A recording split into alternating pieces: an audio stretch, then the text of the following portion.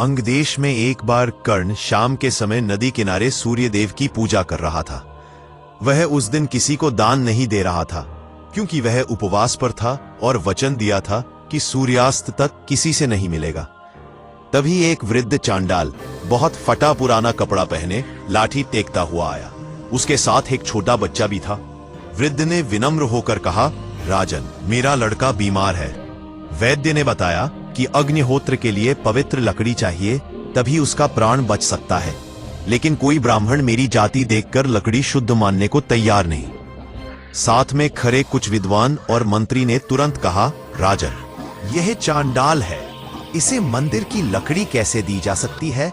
इसके छूने से लकड़ी अशुद्ध हो जाएगी। कर्ण ने शांत होकर वृद्ध की आंखों में देखा। उसने देखा डर नहीं था, बल्कि सच्चा दर्द था।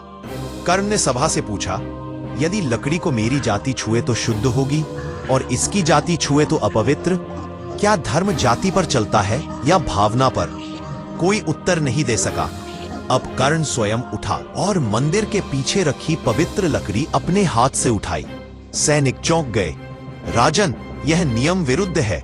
कर्ण ने कहा, धर्म का नियम है, जहां करुणा, दया, प्रेम हो वही ईश्वर है, बाकी सब आडंबर है। कर्ण लकड़ी उठाकर ला रहा था कि अचानक लकड़ी में एक बड़ा कांटा उसके पैर में चुभ गया। खून बहने लगा, पर वह रुका नहीं।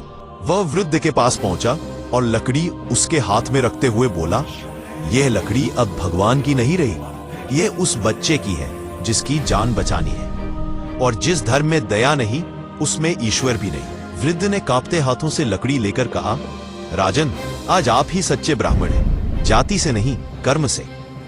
कर्ण ने कहा, ब्राह्मण विद्वान जन्म से नहीं, धर्म और कर्म से बनता है। वह वापस चलने लगा।